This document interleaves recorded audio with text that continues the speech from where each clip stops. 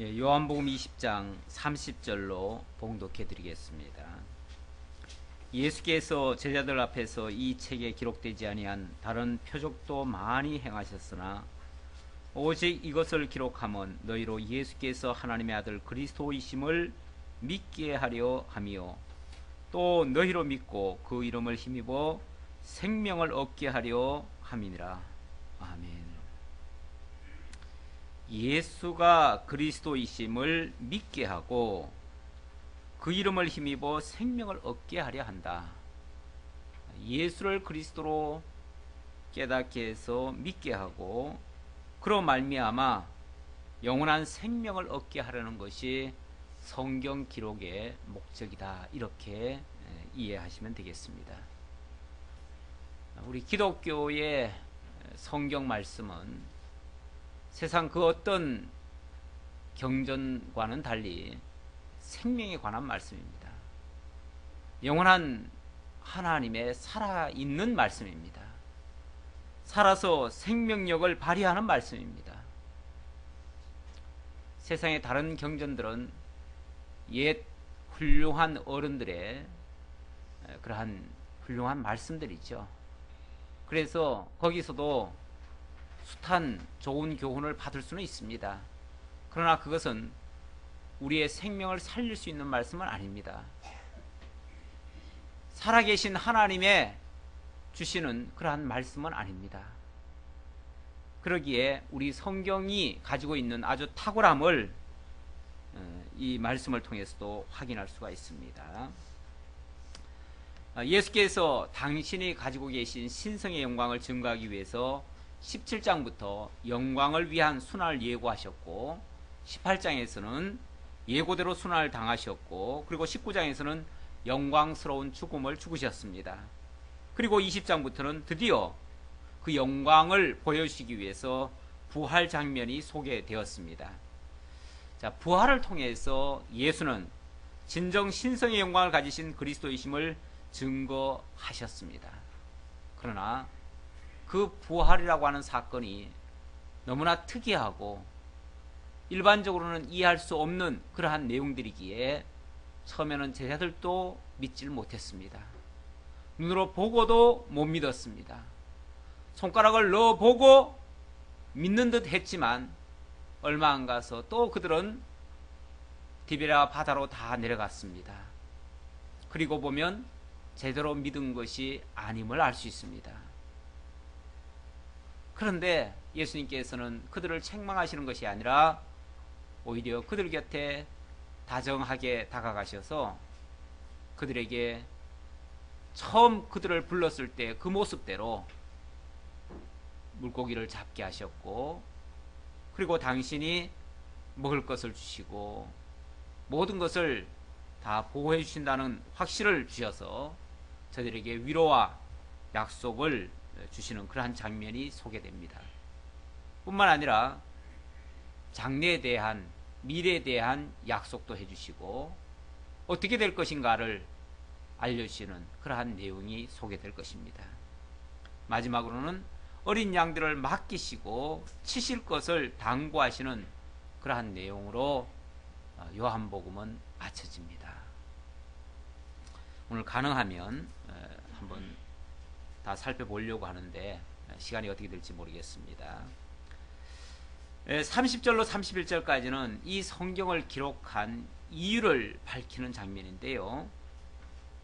예수께서 제자들 앞에서 이 책에 기록되지 아니한 다른 표적도 많이 행하셨다 그랬습니다. 예수님의 삶은 모두가 다 표적을 이루신 삶이었습니다. 표적이라는 것은 하나님이 미리 약속하신 말씀이고 그 말씀에 근거해서 성취하시는 그러한 내용들입니다. 예수님의 일거수일투족, 그의 전 삶이, 전 생애가 모두 성경을 이룬 것이었습니다. 하나님의 살아계심을 증거하는 내용들이었습니다. 그렇기에 그것을 만약에 다 기록한다면 그 내용은 너무너무 방대합니다. 예수님의 말씀뿐이 아니라 그의 손과 발이 움직이는 모든 일들이 다 하나님을 증거한 내용들이었기에 그것을 다 기록하려면 정말 우리 찬송가 304장에 있는 말씀처럼 저 하늘을 두루마리 삼고 바다를 먹물 삼는다 할지라도 그것을 다 기록할 수 없을 것이다. 그만큼 하나님의 역사가 많았습니다. 컸습니다. 대단했습니다. 몇몇 사도들에 의해서 증거된 것만 해도 정말 우리가 일평생을 다 배워도 완전히 다 습득하지 못할 만큼 그러한 방대한 양입니다.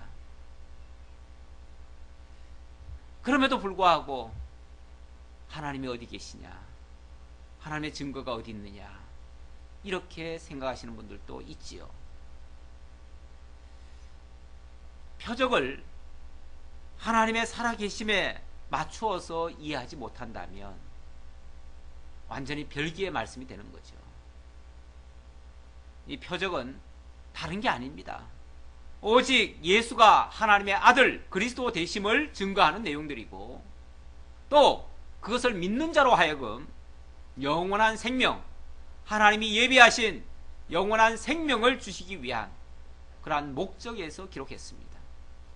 그렇기 때문에 사실 그 외에도 엄청난 양이 있지만 굳이 그렇게까지 다 일일이 얘기하지 않더라도 핵심적인 것만 가지고도 얼마든지 우리로 하여금 깨닫게 할 수 있고 믿어지게 할 수 있기 때문에 우리의 구원에 꼭 필요한 내용들, 우리의 영생에 꼭 필요한 내용들, 예수가 그리스도이심을 믿기에 부족함이 없는 말씀들, 그런 것들만 압축하고 뽑아서 그래서 우리에게까지 들려주셨습니다.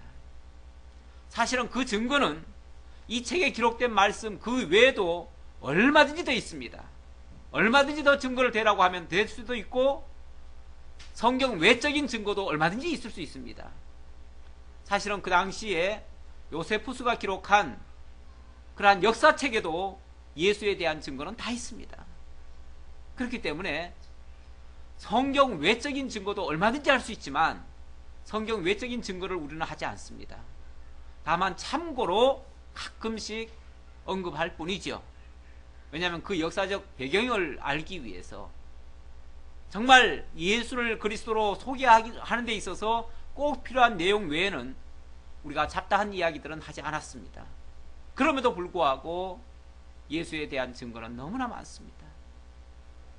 우리가 요한복음이 끝날 때쯤 요한복음을 끝맺음 하면서 이제는 지금까지의 모든 불신을 다 내려놓고 지금까지의 모든 의심은 이제 완전히 바닷속으로 다 가라앉혀버리고 이제는 밝고 환한 그러한 곳으로 가듯이 우리 앞길에 열려진 그 그리스도에 대한 확증, 하나님 살아계심에 대한 확신, 그리고 영원한 구원, 하나님 나라, 이런 것에 대한 확증을 가지고 믿음으로 힘차게 전진해 나아가시기를 진심으로 기원합니다.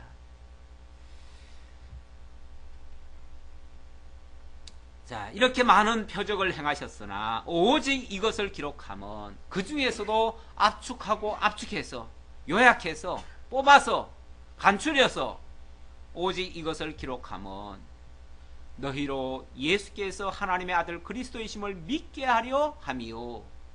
사실은 더 있어도 똑같은 얘기예요. 더 증거가 많다 해서 뭐 별도의 또 다른 이야기가 나오는 것이 아니고 예수가 그리스도이심을 증거하려는 것이에요. 예수가 그리스도이심을 증거하려는데 또 반복해서 설명을 했습니다. 자, 그렇게 예수가 그리스도이심을 확증하는 데만 목적이 있는 게 아니라 그로 말미암아 또 너희로 믿고 그 이름을 힘입어 생명을 얻게 하려 함이니라. 궁극적으로는 우리에게 영원한 생명이 있게 하려는 거. 여기 생명은 이 육신의 생명만을 얘기하는 게 아닙니다. 이 육신의 생명은 사실 생명축에도 못 들어가요. 왜냐하면 잠시 살다가 다 가실 분들 아닙니까? 이게 영원한 게 아니에요. 이거 잠시 있다가 없어질 것들이에요. 이걸 가지고 생명이라고 말하면 너무 허무한 거죠. 어이없는 거죠.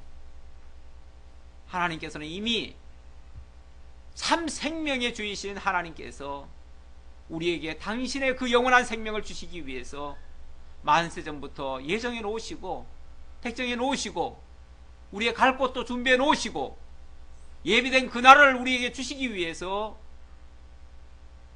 모든 역사를 다 동원하셔서 우리에게 깨닫게 하시고 믿어지게 하시고 구원에 이르게 하시고 그리고 복 있는 자들에게 그 예비된 것을 아낌없이 내려주시는 그러한 분이십니다. 그 사실을 우리들에게 알게 하기 위해서 이 성경을 기록했다 그랬습니다. 따라서 이 기록만으로도 요한 사도가 기록한 이 말씀만으로도 예수가 그리스도이심을 확증하기에 부족함이 없습니다. 그리고 예수가 그리스도이심을 믿어서 영원한 생명을 얻기에 부족함이 없습니다. 계속해서 그 영원한 생명에 대한 이야기를 지금까지 했습니다. 그 생명의 주로서 빛으로서 우리에게 오셨다. 그래서 우리에게 생명의 빛을 비춰주시고 어둠에서부터 우리를 건져주시고 그리고 영원한 그 빛의 나라로 우리를 인도해 가시고 이러한 내용들이 지금까지 요한복음을 통해서 소개되었습니다.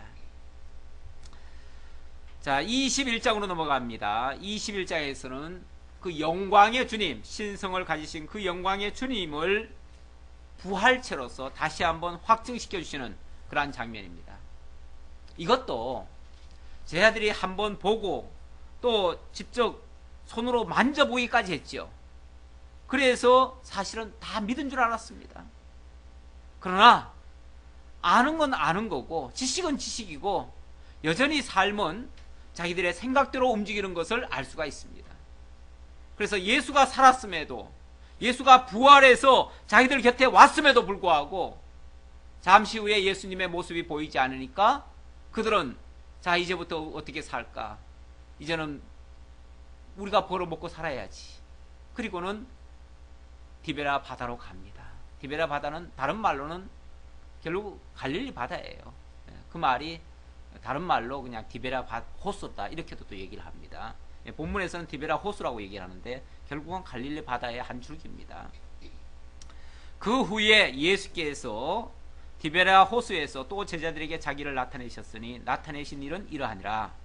시몬 베드로와 디두모라 하는 도마와 갈릴리 가나 사람 나다나엘과 세베대 아들들과 또 다른 제자들이 함께 있더니 시몬 베드로가 나는 물고기 잡으러 가노라 하니 그들이 우리도 함께 가겠다 하고 나가서 배에 올랐으나 그날 밤에 아무것도 잡지 못하였더니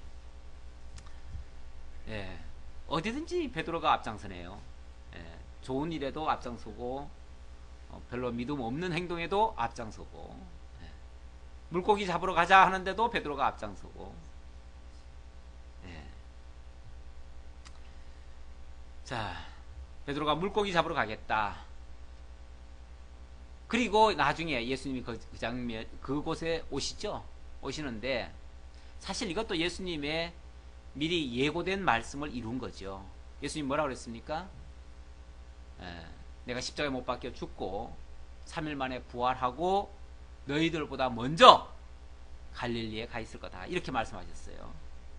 그러더니 제자들은 불신에 의해서 아니면 자기들 이제 먹고 살 그걸 이제 대책을 마련하기 위해서 옛날에 자기들이 배운 게 어부니까 아는 게 고기 잡는 것밖에 없으니까 그러니까 고기 잡으러 가자. 이제부터는 우리가 먹고 살아야지 하면서 고기 잡으러 떠났습니다.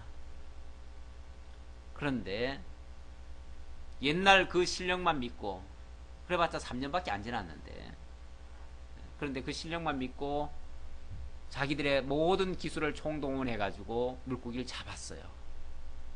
아마 밤에 가서 잡으면 더 잘 잡히는지 모르겠어요. 밤에 불 켜놓고 잡으면.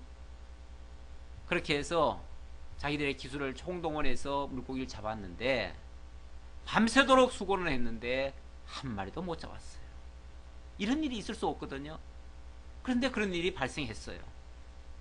그 기술자들이 어부들이 밤새 고기를 그물을 던졌는데 그것도 뭐 낚시한 것도 아니고 그물을 던졌는데 한 마리도 안 잡혀요. 한 마리도. 세상에 이럴 수가 있나요? 밤새 허탕을 치고 그 다음날 아침 되니까 이제 날이 밝아와요. 날이 밝아오니까 이것마저도 안 되는구나. 이것마저도 안 되는구나. 이제 뭐 더 이상 물고기 잡아서 먹고 살겠다는 생각도 이제는 버려야 될 그런 판국입니다. 자, 그런데 4절에 보니까 날이 새어갈 때 예수께서 바닷가에 서셨으나 제자들이 예수신 줄 알지 못하는지라. 바닷가에 한 사람이 서 계십니다. 그런데 그가 예수신 줄은 꿈에도 생각을 못한 거죠. 사실은 저분이 누굴까라고 생각하고 조금만 의구심을 들었다면 예수신 줄 아마 알았을 거예요. 왜냐하면 쟤들은 다 배를 타고 올라왔잖아요. 그런데 밖에 누가 있다면 누구겠어요? 예수를 가능성이 많지요. 그런데 그런 생각은 꿈에도 생각 못하지요.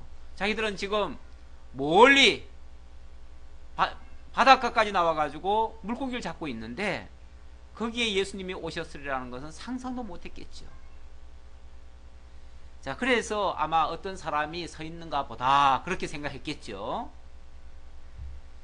자, 그런데 예수께서 이르시되 얘들아 너희에게 고기가 있느냐 대답하되 없나이다. 뭐 고기 좀 잡았습니까? 뭐 여기는 반말로 되어 있으니까 아마 예수님이 얘기한 것처럼 되어 있지만 사실은 모르죠. 어떻게 표현되어 있는지.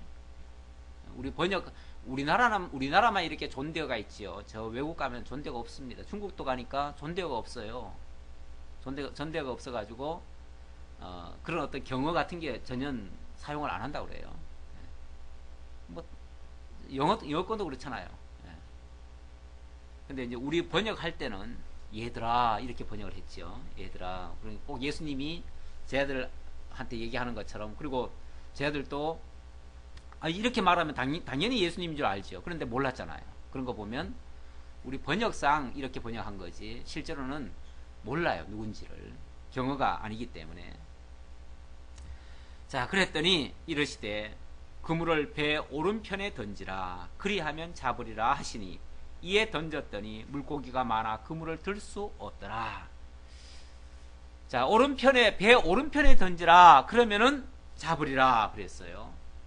그래서 밤새 허탕을 쳤기 때문에 혹시나 하는 반신반의 속에 한번 던져봤지요.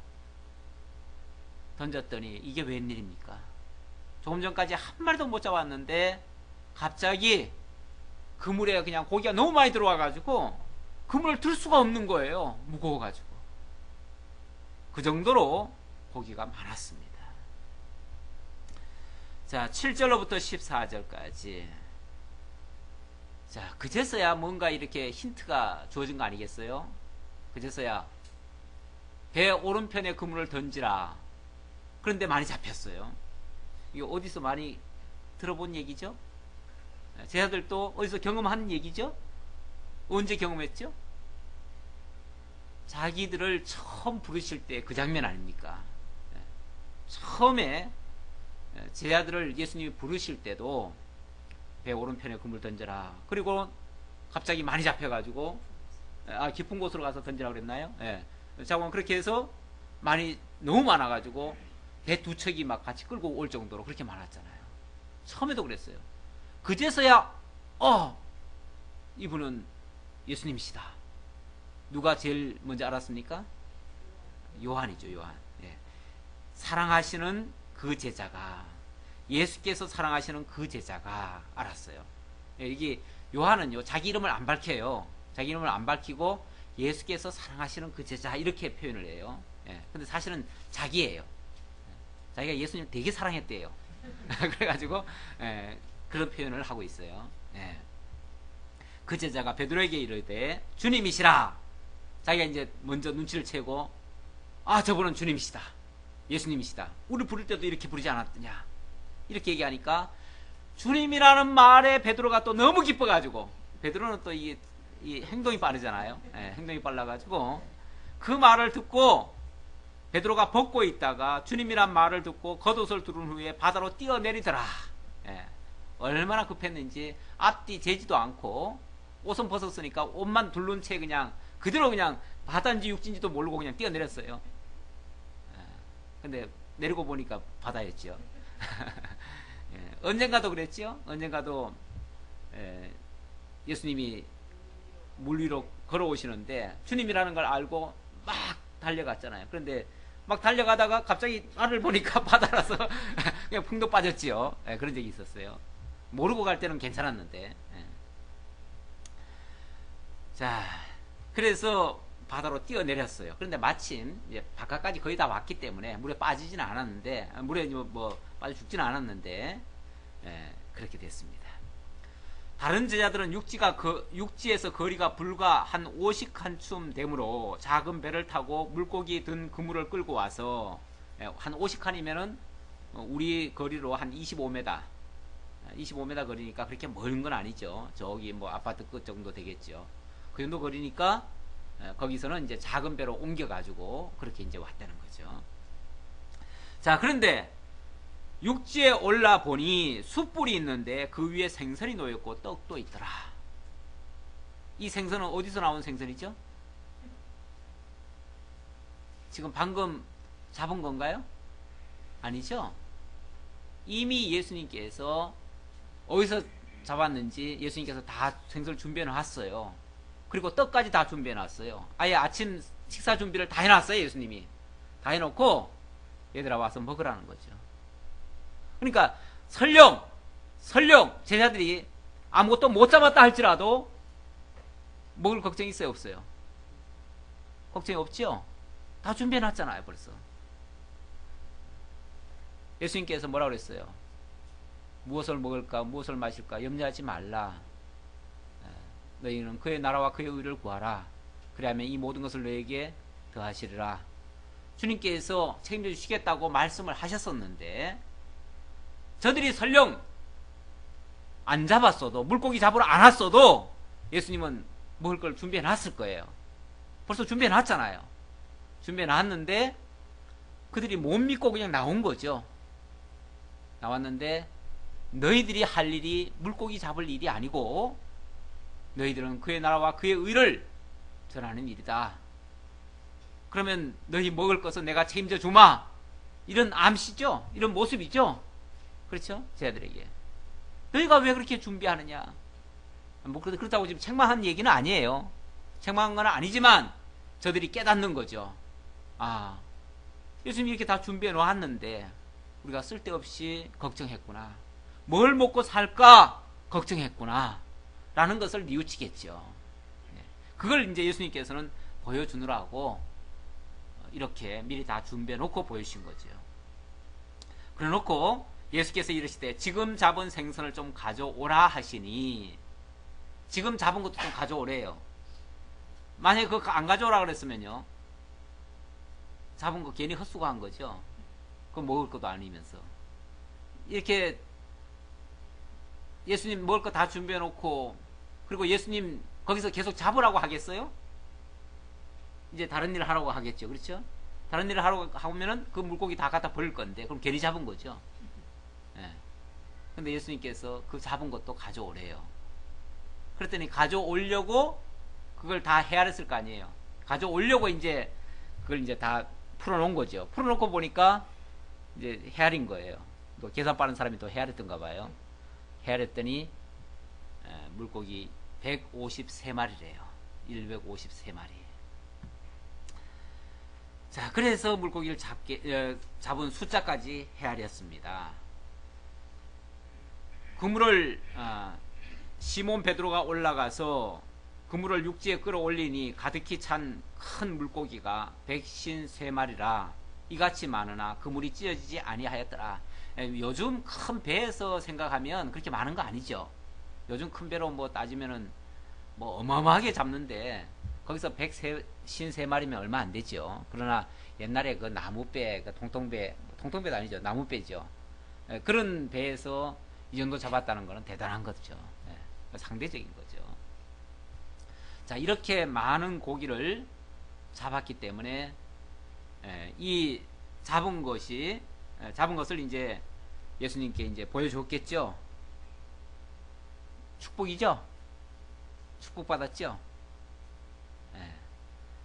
많은 사람들이 여기서 나온 것 때문에 100신 3마리 153, 153이라고 그러죠.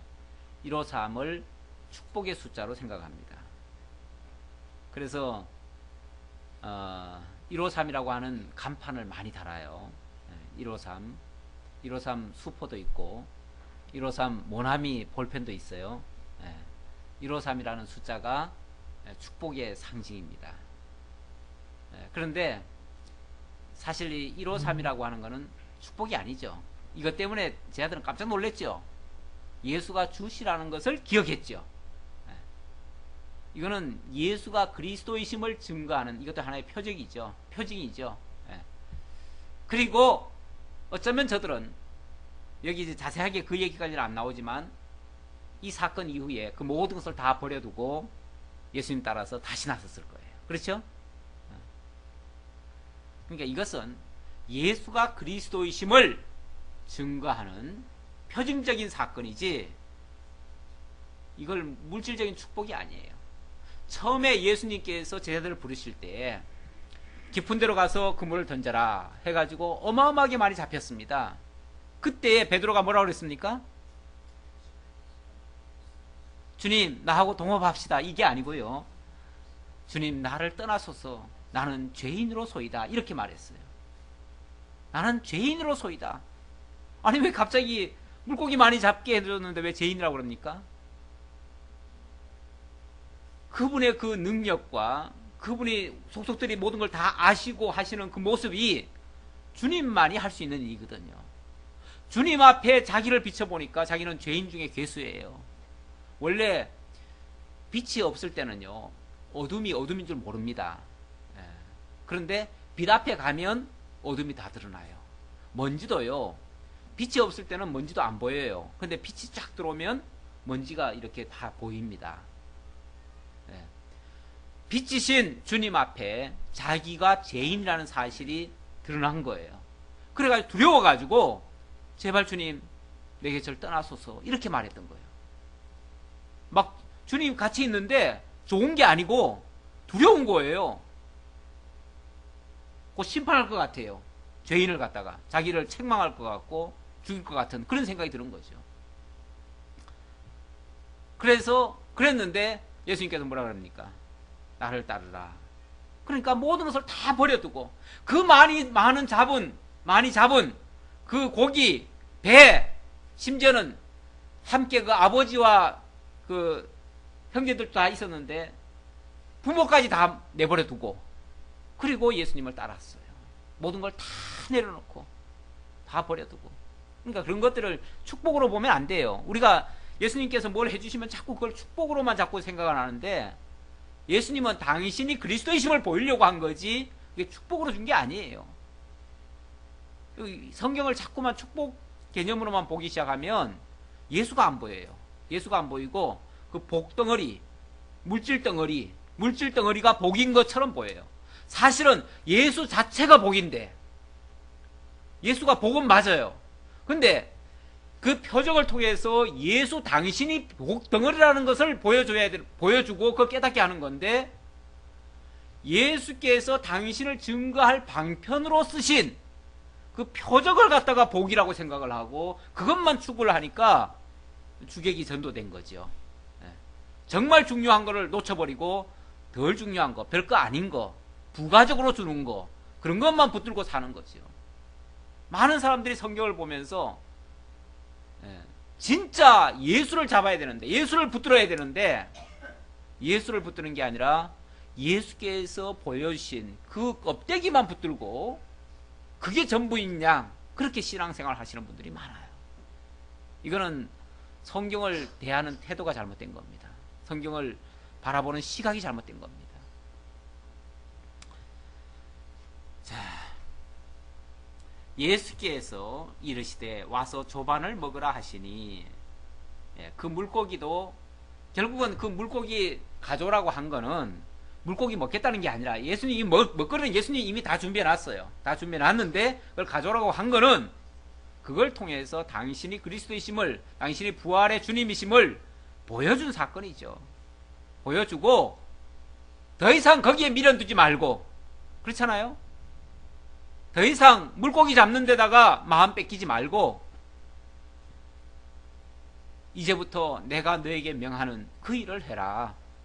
그게 바로 그의 나라와 그의 의지요. 그걸 위해서 하라. 그 얘기죠. 그걸 확증시켜 주려고 확인해 보란 거예요. 예수께서 조반을 먹으라 하시니 제자들이 주님이신 줄 아는 고로 당신이 누구냐 감히 묻는 자가 없더라. 더 이상 물을 건너지도 없죠. 뭐 너무 확증됐잖아요. 확인됐으니까. 예수께서 가셔서 떡을 가져다가 그들에게 주시고 생선도 그와 같이 하시니라. 이것은 예수께서 죽은 자 가운데서 살아나신 후에 세 번째로 제자들에게 나타나신 것이라. 사도 바울이 고린도전서 15장에서 예수는 성경대로 죽으시고 성경대로 부활하셨다. 그리고 제자들에게 차례대로 나타나셨던 것을 쭉 증거했습니다. 그래서 맨 마지막에는 500여 형제까지 나타났고 마지막에는 정말 자기에게도 나타났다. 만물의 찌기 같은 자기에게까지 예수님이 나타나셨다. 그건 이제 부활의 주님으로서 나타나신 겁니다. 자, 그런 이제 순서로 말하면 이것이 이제 세 번째 제자들에게 나타난 모습이었다. 그 말입니다.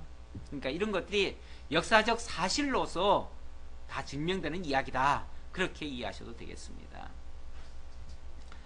자, 그 다음 15절로부터 25절까지 마지막으로 분부하시는 장면이 소개되고 이것으로 요한복음은 마쳐집니다. 15절로 17절까지 먼저 베드로에게 마지막 당부를 하시는데 뭘 당부하시는가 하면 네가 나를 정말 사랑한다면 내 양을 먹이라. 이렇게 당부하시는 장면입니다. 자, 15절 보죠. 그들이 조반 먹은 후에 예수께서 시몬 베드로에게 이르시되 요한의 아들 시몬아 내가 이 사람들보다 나를 더 사랑하느냐 하시니 이르되 주님 그러하나이다.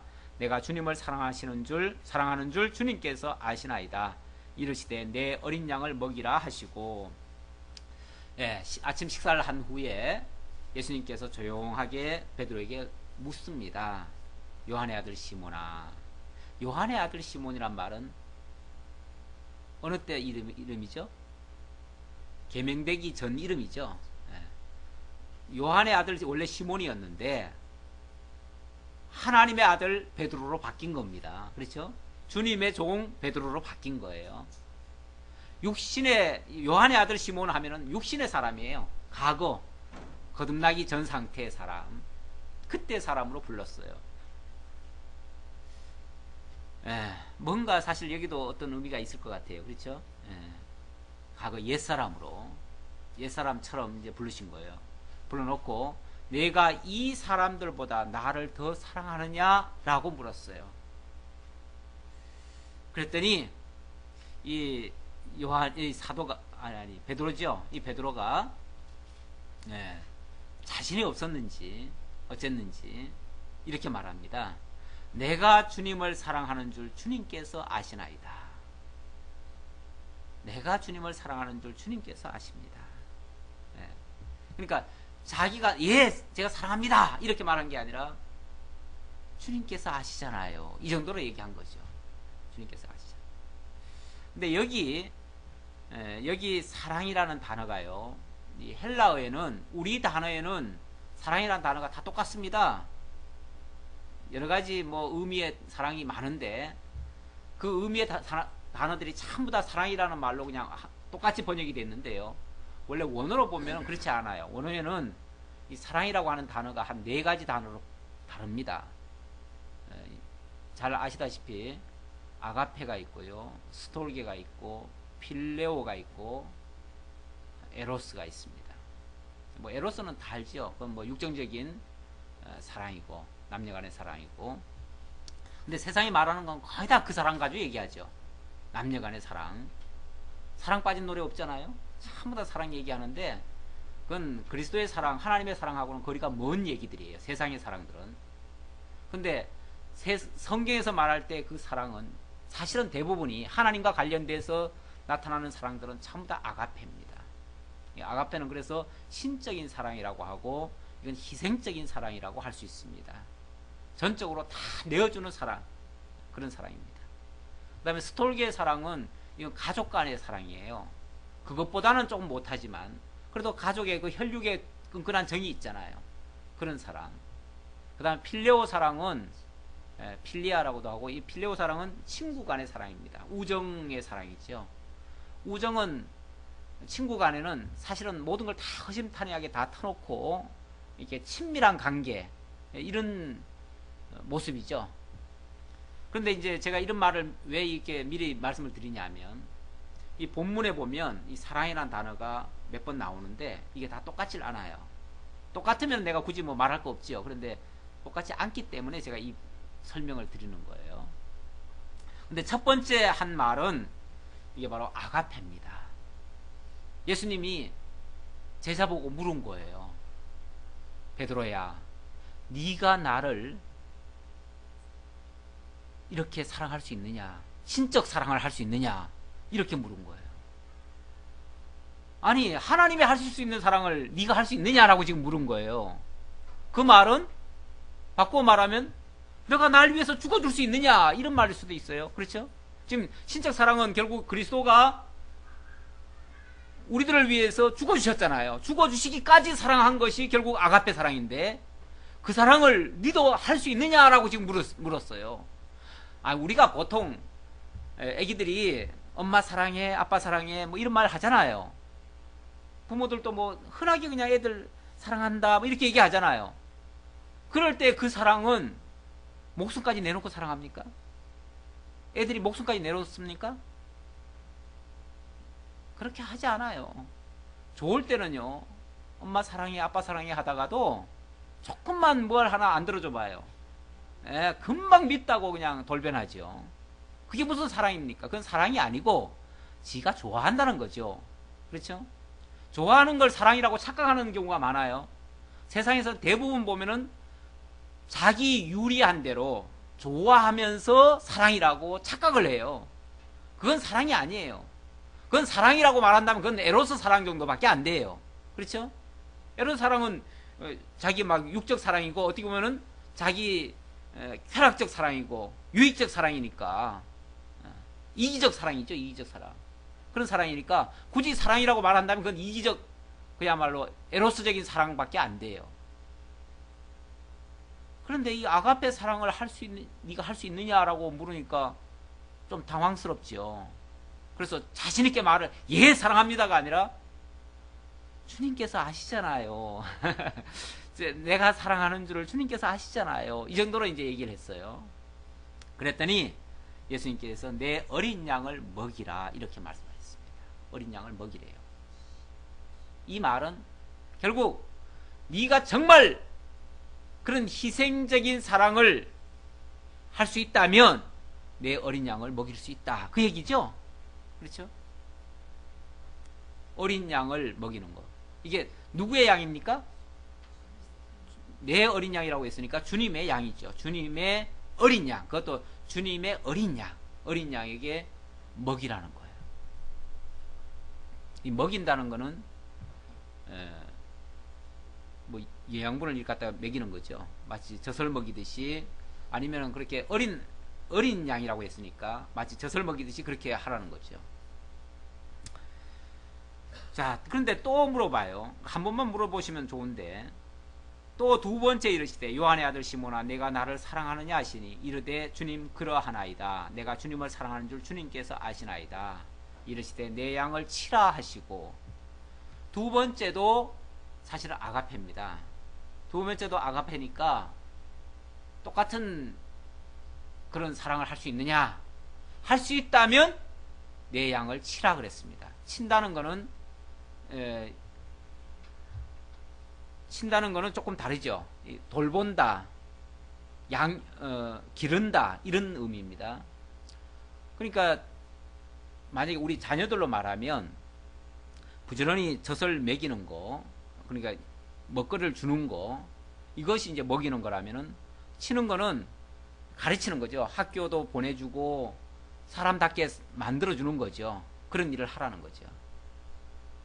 이렇게 먹이고 치는 일, 이거를 다른 말로는 목회라고 합니다.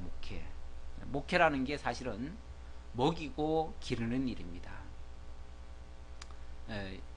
어린 양들을 부지런히 말씀의 꼴을 먹이고, 그리고 하나님의 사람으로 장성하게끔 이렇게 돌봐주는 일, 그것이 목회자가 할 일입니다. 그런 의미에서 이 말씀은 사실은 목회자에게 꼭 필요한 말씀이고 정말 중요한 말씀입니다. 그런데 이것을 지금 베드로에게 질문을 하고, 네가 나를 사랑한다면 이렇게 해라. 내 양을 먹이고 내 양을 치라. 이렇게 당부를 하셨어요. 그래 놓고 세 번째 이르시되, 요한의 아들 시몬아 내가 사랑하느냐. 주께서 세 번째 내가 나를 사랑하느냐 하심으로 베드로가 근심하여 이르되, 자, 이걸 한 번만, 두 번까지는 그런 대로 대답을 했는데 세 번째 또 얘기를 하시니까, 그런데 이번에는 사실은 조금 다릅니다. 뭐가 다르냐면 이번에는 아가페가 아니고 필레오입니다. 원어로는 필레오예요. 친구 사랑이죠. 친구 같은 그런 사랑을 하느냐라고 묻습니다. 그랬더니 근심하면서, 예수님이 나를 못 믿나? 아니면은 내가 잘못됐나? 이렇게 이제 걱정을 하면서 이제 묻는 거죠. 대답을 하는 거죠. 그러면서 주님, 모든 것을 아시오매 내가 주님을 사랑하는 줄을 주님께서 아시나이다. 예수께서 이르시되 내 양을 먹이라. 아까는 어린 양이라고 그랬는데 여기서는 내 양을 먹이라고 그럽니다. 네. 어린 양에게는 어찌 보면 일방적으로 먹이는 거죠. 일방적으로. 그렇죠? 일방적으로 먹이는데, 장성한 양은요, 일방적으로 먹이는 게 아니죠. 서로 친밀한 이 교제 관계가 이루어져야죠. 친밀한 교제 관계가. 예수님께서도 처음에는 제자들을 마치 어린 양처럼 이렇게 취급을 하셨습니다. 근데 나중에는 뭐라고 그럽니까? 내가 너희를 친구라 하였노니, 이렇게 말씀하셔요. 친구래요, 친구. 처음에는 하나님의 아들로, 아니면 뭐 어린 양처럼, 정말 예수님 표현할 때도 그랬잖아요. 뭐 목자가 뭐 양을 이렇게 버려둠이 목자가 뭘 하는 것처럼 이렇게 안타깝다고 그런 표현도 하고 그랬는데, 나중에는 친구라고도 표현을 하셨어요. 친구라면은 왜 친구라고 얘기를 했냐면, 이 친구가 아니면은 이 주종관계거든요. 주종관계는 일방적으로만 이렇게 공급하고, 종은 전혀 몰라요. 주인의 사정도 모르고 주인을 따를 수도 없고 그래요. 일방적으로 명령에 의해서 그냥 순복만 해야죠. 그런데 친구관계는 그게 아니잖아요. 친구관계는 모든 걸 다 터놓고 함께 가는 거죠. 함께. 예수님께서 내가 너희를 친구라고 한 것은 하나님에 대해서 같이 알고 함께 기뻐하고 함께 즐거워하고 함께 모든 것을 하기 위해서 그렇게 한다. 이런 식으로 했어요.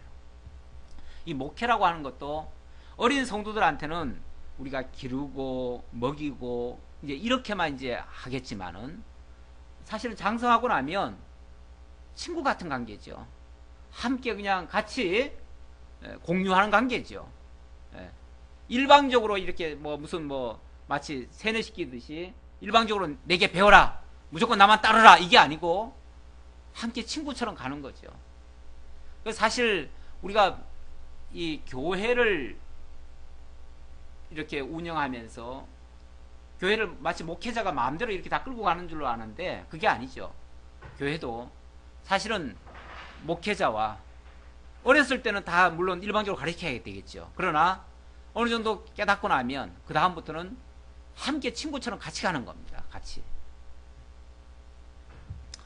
자, 이렇게 주님께서 우리를 지금 물론 이건 베드로한테 하는 얘기지만은 더 확대되어지면 모든 목회자에게도 이런 요구를 하시고, 정말 어린 성도들을 위해서라면은 목숨을 버려서까지 지키고 먹이고, 그러니까 먹이는 일이 가장 중요하고요, 또 지키는 일도 굉장히 중요하죠.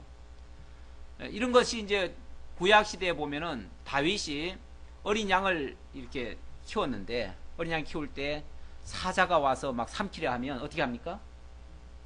자기 목숨 아까워하지 않고 자기 사자한테 덤비면 죽잖아요. 근데 죽음을 무릅쓰고 뭐 합니까? 그 양을 지키기 위해서 사자와 대면서 싸웁니다.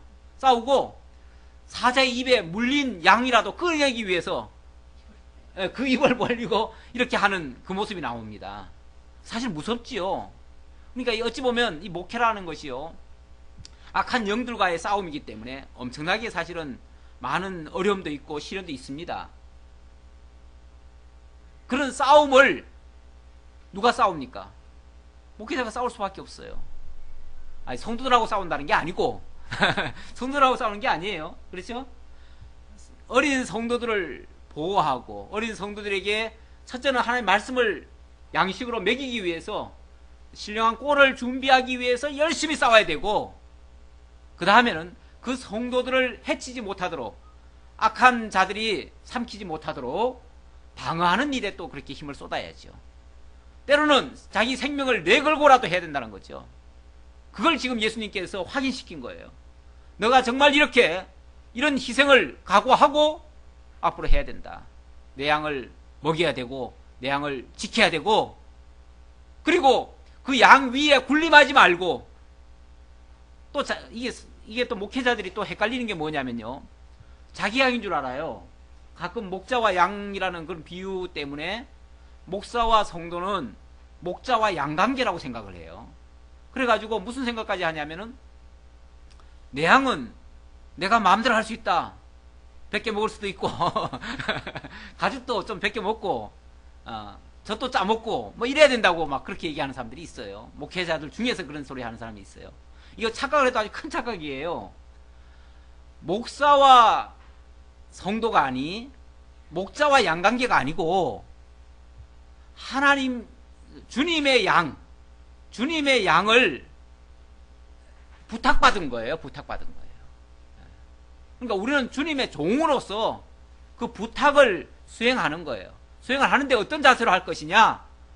주님의 마음으로 해야 되고, 주님의 그 희생 정신으로 해야 되고, 뿐만 아니라 때로는 주님이 우리를 위해서 죽어주신 것처럼 죽어주기까지 해야 되고, 또 경우에 따라서는 친구처럼 그렇게 해야 된다는 거죠. 사실은 목자들, 그러니까 목회자도 엄밀하게 말하면 주님 앞에는 양입니다. 그렇잖아요? 주님 앞에는 양이에요. 그러니까 결국 친구 같은 그런 마음으로, 다만 직분을 받았기 때문에, 가르치는 직분과 이 돌보는 그런 직분을 받았기 때문에 그 직분을 수행하는 데 있어서만큼은 가르치는 자로서, 선생으로서 그렇게 하지만 그 이상은 아닙니다. 그런 오해를 절대로 해서는 안 되는 거죠.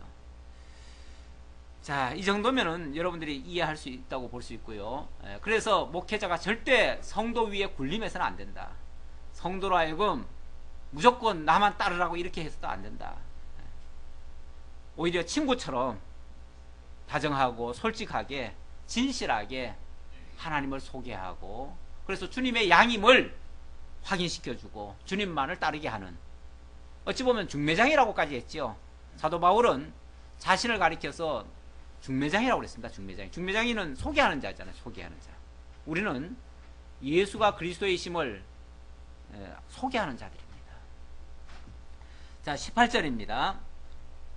18절로 뭐 얼마 안 남았으니까 마저 합시다.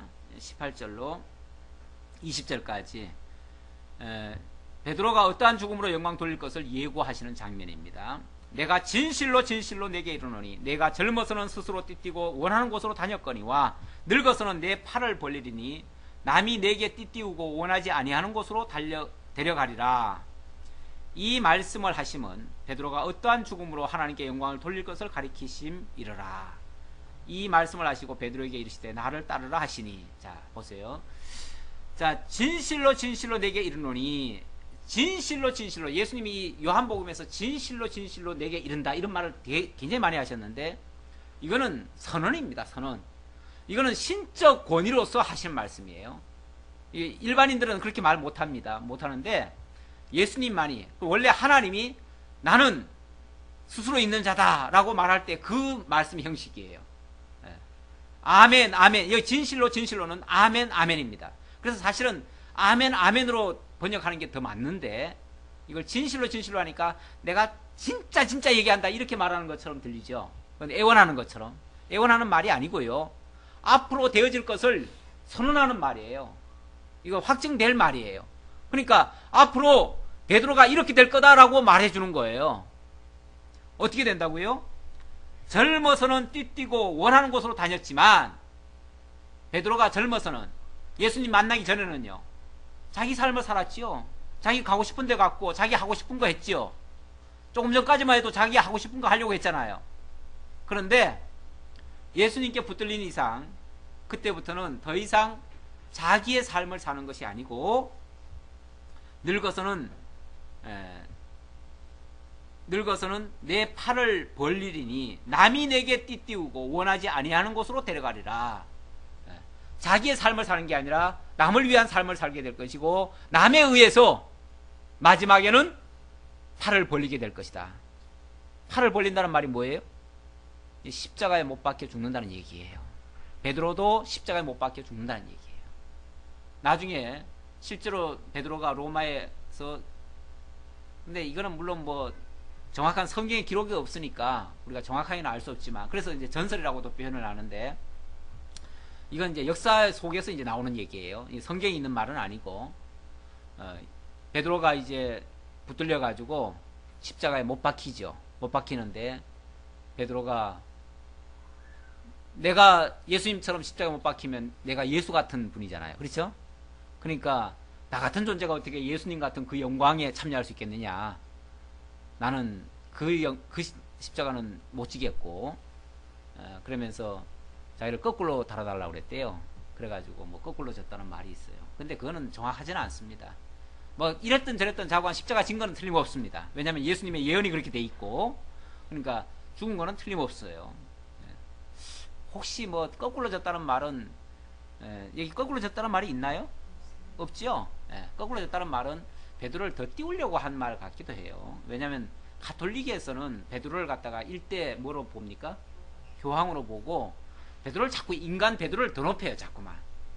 인간 베드로가 왜냐하면 교황의 정통성을 가졌다고 생각하니까 그래서 베드로를 자꾸 띄우려고 그 말까지 한 것 같은데 그거는 아닌 것 같아요. 그거는 예수님보다 더 앞서면 안 되죠. 그렇잖아요? 예수님의 예언의 말씀이 이루어졌다는 말씀까지는 괜찮은데 더 이상의 말은 우리가 믿을 필요는 없습니다. 자, 이 말씀을 하시면 그렇게 했고요. 20절 베드로가 돌이켜 예수께서 사랑하시는 그 제자가 따르는 것을 보니 그는 만찬석에서 예수의 품에 의지하여 주님을 파는 자가 누구오니까 묻던 자라라. 자, 근데 베드로가 그 소리를 딱 듣고 나니까 사실은 주님을 따르려고 마음은 먹었겠지만 어때요? 마음이 좋겠어요? 자기 그렇게 십자가에 못 박혀 죽을 거라니까 썩 그렇게 내키진 않았는지도 모르겠어요. 이건 뭐 그의 중심 말이니까 생각이니까 우리가 정확히는 모르지만은 그 다음 장면을 보면 그런 생각이 있지 않았을까 싶어요. 왜냐하면 옆에 누가 있었어요? 요한이 있었잖아요. 요한이 있었는데 주님 나보고 지금 십자가에 죽는다고 그랬는데 그럼 이 친구는 어떻게 됩니까? 이렇게 물었어요. 그거 보면 자기 혼자 죽기가 억울했던 것 같아요. 그래서 같이 걸고 넘어가려고 물었던 것 같은데 자, 예수님 뭐라 그럽니까? 이에 베드로가 그를 보고 예수께 여짜오되 주님 이 사람은 어떻게 되겠사옵나이까? 예수께서 이르시되 내가 올 때까지 그를 머물게 하고자 할지라도 내게 무슨 상관이냐? 너는 나를 따르라 하시더라. 예수님이 좀 약간 책망 비슷한 말씀을 하셨어요. 야, 내가 이 친구를 내가 다시 올 때 재림할 때까지 이 친구를 그냥 세상에 머물러 둔다 할지라도 너하고 무슨 상관이 있냐? 너는 나를 따라야 된다. 원래 이 사명이라고 하는 거는 누구하고 비교하는 거 아니에요. 사실은 누구하고 비교하는 것도 아니고 하나님과의 나와의 관계입니다. 하나님이 나를 어떻게 불러서 어떻게 쓰시냐 그게 중요한 거지 남이 어떻게 됐느냐 자꾸 사람들은 자꾸만 남하고 비교해가지고 내가 좀 나으면 다행이다 그러고 내가 조금 나쁘면은 불행하다고 생각하고 남한테 자꾸 비교해가지고 나를 평가하려고 그러는데 이게 하나님 앞에서의 자세는 아닙니다. 하나님 앞에서의 자세는 1대1의 관계입니다. 다 달라요. 세상 사람들은 다 저쪽으로 가도 하나님은 나 혼자를 이쪽으로 가게 할 수 있어요. 그건 하나님 이렇게 하시면은 나는 가는 거지 남하고 무슨 상관이 있어요. 그러니까 사실은 남에 의해서 좌우되는 것은 바람직하지 않고 내가 하나님 앞에서 어떤 사명을 받았느냐, 어떤 역할을 하느냐, 내가 누구냐, 자기 정체성 찾고 자기 갈 길 바로 찾는 것이 매우 중요합니다. 어찌 보면 베드로한테 예수님이 그 말씀 하시는 거죠. 야, 내가 이 친구를 내버려 둔다 할지라도 너하고 무슨 상관이 있냐, 너는 네 갈 길 가면 되지, 이렇게 말씀하신 거죠. 자, 그랬는데 이 말씀이 형제들에게 나가서 그 제자는 죽지 아니하겠다 하였으나, 이건 누가 이 유언비어를 퍼뜨렸을까요? 이건 유언비어입니다. 사실이 아니에요. 이 제자는 안 죽는다 소리가 아니에요. 그렇게 안 죽게 할지라도 너하고 무슨 상관이 있냐, 이런 말을 한 거죠. 그런데 그걸 또 어떻게 알아듣고는 이 친구는 안 죽는데, 이렇게 또 얘기를 해버렸어요. 그 말을, 사람의 말을 갖다가 이게 자꾸만 자기 생각하고 싶은 대로 생각하는 거예요. 사람들이 남의 말을 객관적으로 듣는 게 아니라 자기 하고 싶은 대로. 어쩌면 여기 들으시는 분들도 오늘 말씀을 객관적인 사실로 받아들이는 것이 아니라 당신 듣고 싶은 대로 들을 가능성도 있어요. 우리가 주의해야 될 부분입니다. 예. 자관 예수님의 말씀을 지금 베드로가 오해를 하고, 이 친구는 안 죽는다, 이렇게 또 말을 했던가 봐요. 예. 비슷하게 이게 한 단계만 건너가면 또 그게 그럴 것이다 했는데 그 다음에 가면은 그렇다라고 또 이게 확정이 돼버리죠. 그래가지고 그냥 소문이, 그냥 이 친구는 안 죽는다, 이렇게 소문이 나버렸어요. 근데 그 말은 아니에요, 전혀. 자, 그래서 예수님이 다시 정정합니다. 예수의 말씀은 그가 죽지 않겠다 하신 것이 아니라 내가 올 때까지 그를 머물게 하고자 할지라도 내게 무슨 상관이냐 하신 것이라. 그래서 다시 한번 정정을 해줍니다. 자, 마지막 24절로 25절까지 요한이 증언한 기록의 신실성과 그 내용의 충분성을 얘기합니다. 이 성경의 신실성, 그리고 충분성, 구원의 충분성, 내용의 신실성, 이걸 다시 한번 확증해주는 말씀이다, 그 말이죠. 이 일들을 증언하고 이 일들을 기록한 제자가 이 사람이라, 바로 사도 요한인 것을 밝히는 내용이고요. 우리는 그의 증언이 참된 줄 아노라. 자기가 말해놓고 자기가 참되세요. 그래서 내 말이 참이다, 이렇게 말하면 안 되니까 이 사람이라고 얘기를 하죠. 제3자처럼 이제 표현을 한 거죠. 그래서 이제 얘기를 한 거고요. 예수께서 행하신 일이 이 외에도 많으니 만일 낱낱이 기록된다면 이 세상이라도 이 기록된 책을 두기에 부족할 줄 아노라. 이거는 구원의 충분성, 확실성, 더 이상 필요 없을 만큼 확실하다. 하나님께서 우리에게 보여주신 것만으로 우리가 구원 얻기에 부족함이 없습니다. 성경 외에 우리가 다른 걸 갖다가 들이대 가지고 뭘 할 이유는 없습니다. 성경만이 가장 중요하고 가장 확실하고 가장 분명하고 충분합니다. 구원 이루기에 충분합니다. 이 말씀 우리가 기억하고, 그리고 하나님께서 우리에게 이 엄청난 걸 선물로 주셨다는 것이 너무나 복입니다. 우리로 하여금 이 말씀이 읽혀지고 보여지고 깨달아지고 믿어지는 이런 역사가 있다고 하는 것은 엄청난 우리가 복 있는 자들입니다. 기도합시다. 아버지 하나님, 감사합니다. 우리에게 하나님이 엄청난 복을 예비하시고 때가 되면 우리에게 보여주시고 들려주시고 믿어지게 하시고 구원에 참여케 하시고 하나님의 영광을 깨닫고 찬양하게 하시니 참으로 감사합니다. 예수가 그리스도이심을 깨달아 알았고 하나님이 여호와이심, 그리고 살아계신 전능자 하나님이신 것을 다시 한번 우리에게 들려주셨습니다. 보여주셨습니다. 믿어지게 하셨습니다. 감사합니다. 이 믿음 가지고 이 어두운 세상 속에서도 마치 밝은 빛을 걸어가듯이 확신을 가지고 승리하며 나아갈 수 있는 저희 모두가 될 수 있도록 함께 해주옵소서. 오늘도 베풀어 주신 은혜 감사해서 연보에 동참하게 하심을 감사합니다. 우리에게 주신 것이 너무나 복되다는 것을 기억하고 늘 감사가 넘칠 수 있도록, 그리고 하나님의 은혜가 더욱더 충만하게 깨달아질 수 있도록 역사해 주옵소서. 우리의 모든 것을 주님께 맡기옵고 예수님의 이름으로 기도하옵나이다. 아멘.